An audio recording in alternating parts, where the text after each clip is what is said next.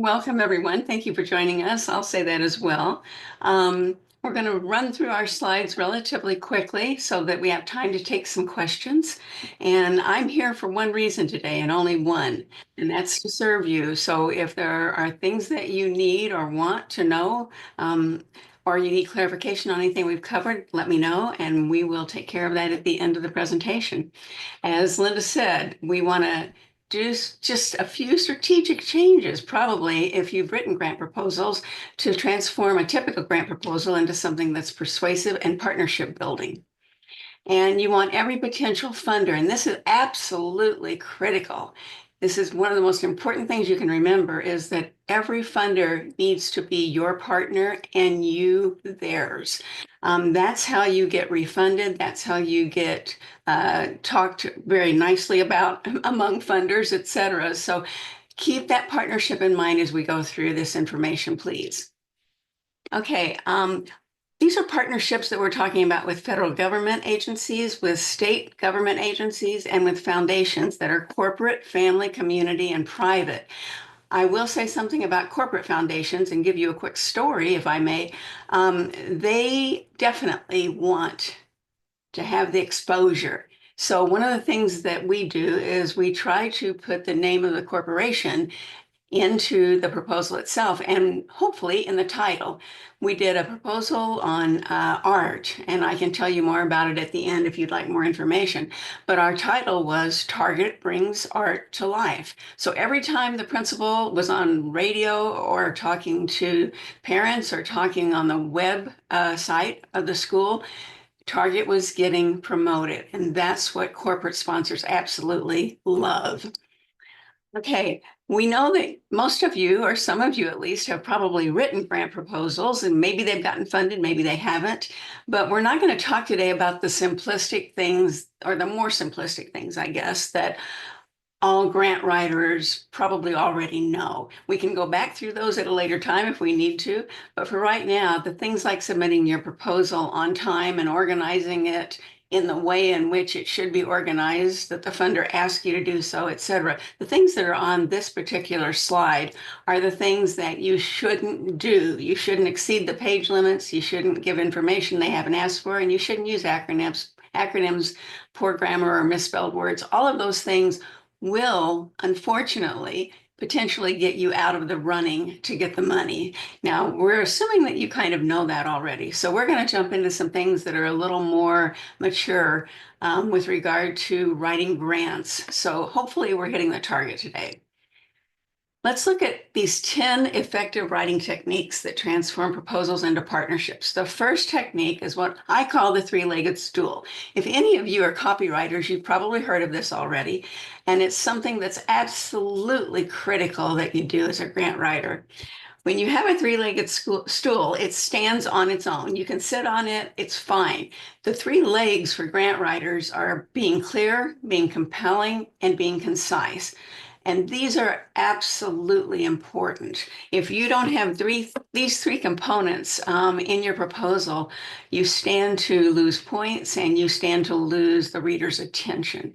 So be clear, be compelling, and be concise. Second technique, we want you to deeply align with the funder's specific mission, with the funder's focus areas, and with funding trends. Now, how do you do that? Let's take a look at that. To align with the funder's specific mission, it's pretty easy. All you have to do is jump on their website, and their mission is almost always right at the top. So you can do that, and you want to make sure if you're going after funding from that type of funder, that particular funder, that your mission and their mission aligns.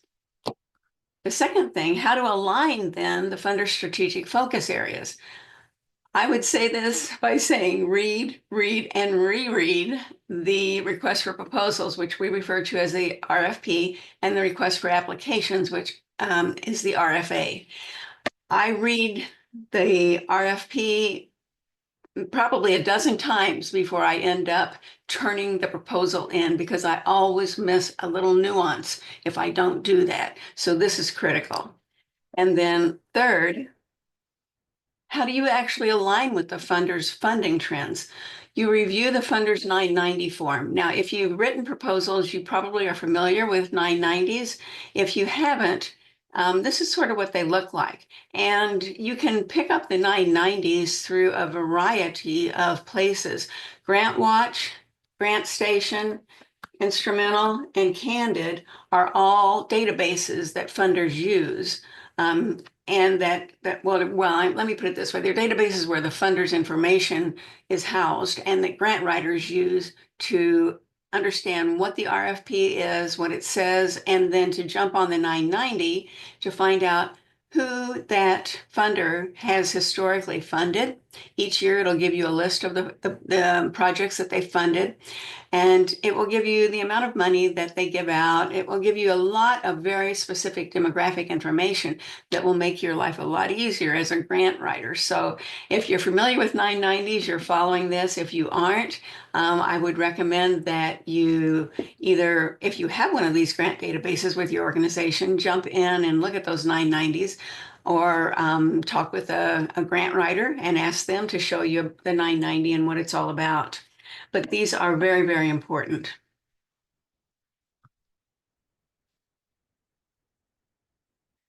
The other way you can get a 990 is to order it from the IRS. And this takes a few weeks. Now, normally we don't have a few weeks. By the time that we know an RFP is out and we know a funder has money that we need, sometimes you only have 4 weeks, 3 weeks, sometimes 2 weeks. I ran across one recently where we only had 1 week to respond. So ordering it isn't probably that practical, but a grant writer can help you get it if you don't have that in your arsenal, if you will, with your organization to access. And you can see from this that it's quite expensive to be able to order them. So I don't know why, but nonetheless, just be aware of that. All right. The third technique out of the 10 that we're going to be discussing is always, always search for the evaluation rubric in the RFP or the RFA.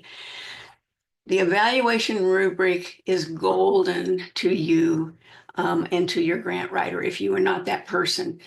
It will tell you so many things about how you should write. And what you want to do is you want to write your proposal narrative to match the evaluation rubric. Why do you want to do that? Because that's how you're going to get points, and that's how you're going to win the money. You'll see this is very similar to what you'd see with any rubric. You have your scores up here, and you obviously have 5 different scoring points on this rubric, which means you have a maximum total of 25. You want to use each of these on the number 5 to make sure that you do that as you write your proposal. And if you do that, there's a good chance you will get funded. Now, some RFPs don't have this rubric.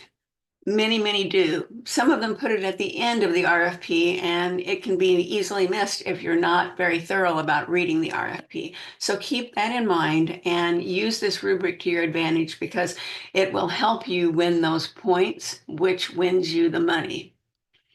Okay, the 4th technique out of 10 is be creative and thorough when writing the sustainability section of your proposal. The lack of a sustainability strategy can be a deal breaker for a funder. If you're going to lose points on your proposal, you're probably going to lose them in the sustainability section or the evaluation section. Those seem consistently to be the 2 most difficult for especially inexperienced grant writers to be able to nail.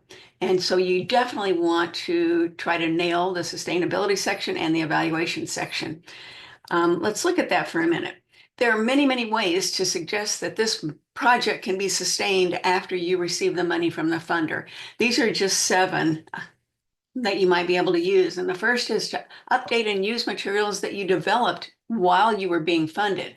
You can do that for very little cost with your organization, and that helps you to sustain the project beyond the funding cycle.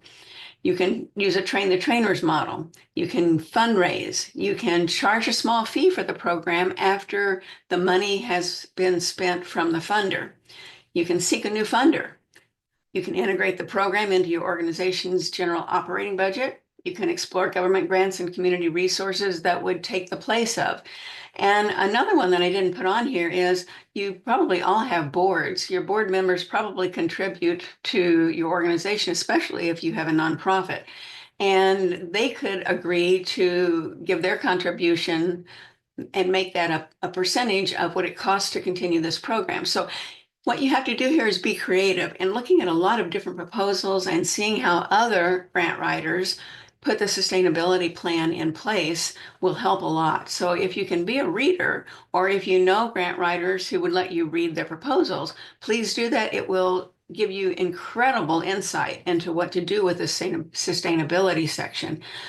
One thing I would note is you want to do this before you write the sustainability plan for your proposal. In other words, get this all figured out. No matter what project you have, you're going to have a sustainability plan in place or you will lose points. So consider all of these items, if you will, before you write your sustainability plan. Okay, technique number 5. When asked to provide the same information in more than one section of your proposal, be completely consistent in the way you present the information. Let me give you an example. If the RFP and the RFA guidelines specify that you write your project objectives in both the project management plan section of your proposal and the evaluation section of your proposal, so many people who are inexperienced will say to themselves, gosh, that's redundant, and it's also boring for the reader. Neither of those is true. Yes, it is redundant, but it's necessary. And no, it's not boring for the reader because you have to put them exactly verbatim in those two sections. Otherwise, the reader gets confused. And the one thing you absolutely don't want to do is get the reader confused. If they get confused, they could very easily set your proposal aside and not even read the rest of it. It's unfortunate, but that's the way it is. When proposal readers have 20, 25, 30 proposals to read in a day and a half, maybe 2 days. It's very difficult to keep everything straight. It's very difficult to make sure that you get them done so that you can work with other team members and put your scores together to see which proposals you're going to submit to the funder to be funded. You want to make the reader's job easy, and you don't want to confuse them. So put this information, if you put it in more than one place, put it in exactly the same way you did in each section. Okay, technique number 6. Be absolutely certain that your total proposal budget is 3 things: realistic, that the budget line items align with your objectives and activities that you put in your proposal, and that your overall budget doesn't contain excessive indirect costs. Okay, how do you do this? First, you don't ever request a budget amount higher than the maximum budget amount listed in the RFP. You might be sitting there thinking, well, the RFP is for $100,000 and you've done a budget and you need $105,000. And you're sitting there thinking, well, $5,000 isn't that much. And I really want to get the whole thing funded. And if this funder's interested and thinks it's a good enough program, they'll give me the extra $5,000. Unfortunately, that's not accurate. Readers who read these proposals go by the guidelines. And if you do anything outside of the guidelines, very, very seldom they will put it in a pile and just say it's not even going to go forward. So be very cautious about doing anything with your budget that's higher than the amount they tell you it is in the RFP. Okay, you want to also justify each budget line item by providing a 1 or 2 sentence narrative that explains how that line item amount was determined. And here's how you do that. In your personnel budget line, let's say, for instance, you've got Alyssa Smith that's going to get $45,000 for her personnel line item for what she's going to do to make this project successful. You have to explain then in what we call the budget narrative how you reach the amount of $45,000. So what you say under Alyssa's line item is, okay, she's a consultant, she's going to be contractual, we're going to pay her 80 days at $500 a day. and that makes $40,000. Then she's also going to do planning and reporting, and we're going to pay her for 10 days to do that at $500 a day, and that's another $5,000. So that total comes to the $45,000 you have in that budget line for Alyssa. Make sure you do both a budget and a budget narrative. Again, you want the reader to understand very clearly why you're asking for that amount of money and how you're going to use that person. Go through your budget and do this with every single budget line in the budget, and you will be golden. All right. Third, either negotiate your indirect cost rate with the funder and use that rate, which universities do and some organizations do, to compute your indirect cost budget line, or use the indirect cost rate that's provided in the RFP. You can do one or the other. You want to keep it non-excessive. Sometimes universities will let you reduce what their indirect cost rates are. I worked at a university and our indirect cost rates ran somewhere around 40%. That's a lot for budget lines, and it really consumes a lot of your budget.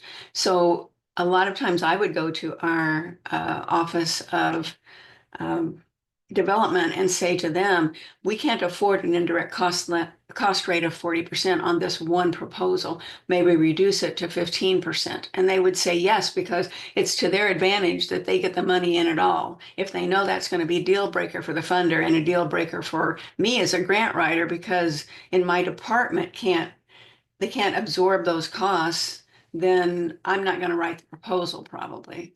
So what you want to do is negotiate those or use the one in the RFP, whichever is lower if you can do that.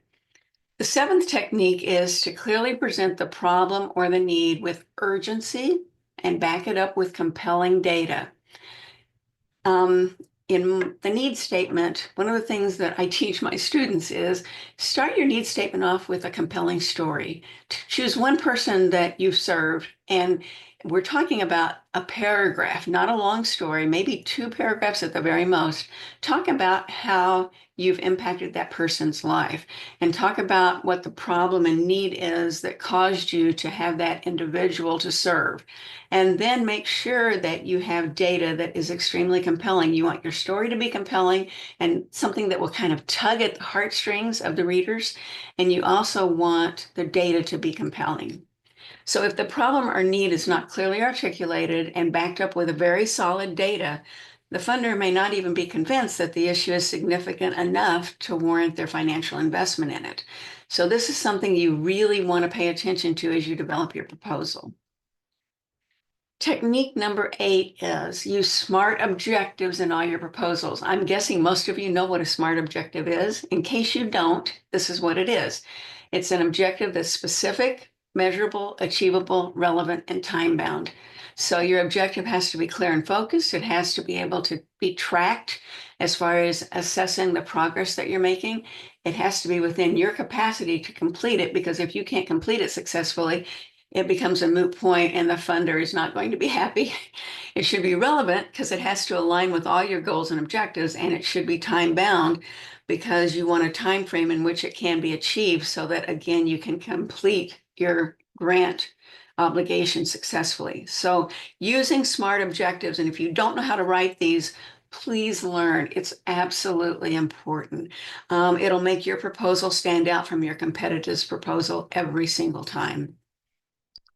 And just in case you're wanting to know what a SMART objective looks like, this is what it looks like with all of the components included. So within a 6-month period while staying at the refuge, a minimum of 10 veterans will receive job training and placement services from the local workforce development center with employment records showing they worked at the local food pantry for a minimum of 20 hours per week. That is specific enough that you can go through and evaluate every single one of those components. That's what you want. That's what the funder wants, and that's how you show success with your proposal. Number 9 is always try to engage the funder prior to submitting your proposal. A lot of grants are won before the submission by building relationships with program officers, attending the events that the funder has, and seeking feedback.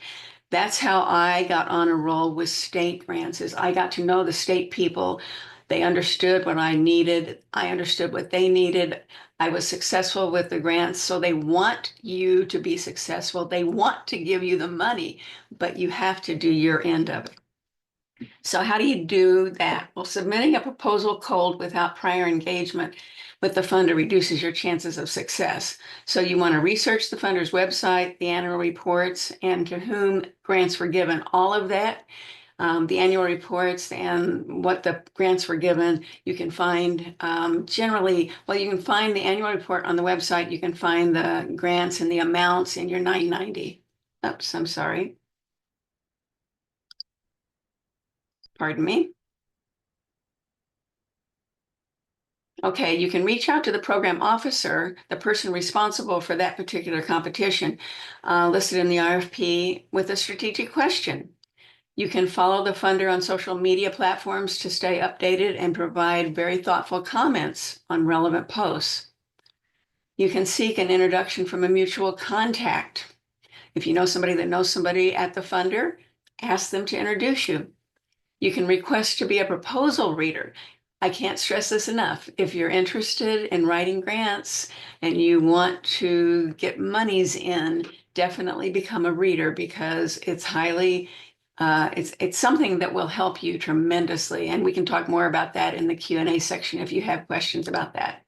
And if you can get approval, submit a brief LOI, which is a letter of inquiry, to gauge the funder's interest. And a letter of inquiry is about a page long. Sometimes it can be a page and a half and 2 pages at the very most. So it's a simple letter introducing you, your organization, and what your idea is.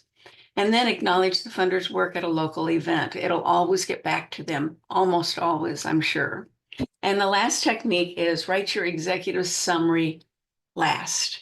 Okay, you might be able to draft sections of it as you go, but you won't be able to write an effective executive summary unless you wait till the end.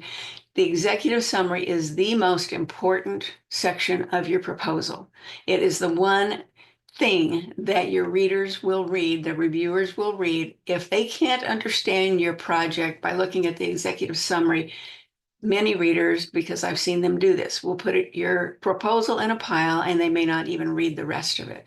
So please understand and follow this suggestion and understand how important your executive summary is.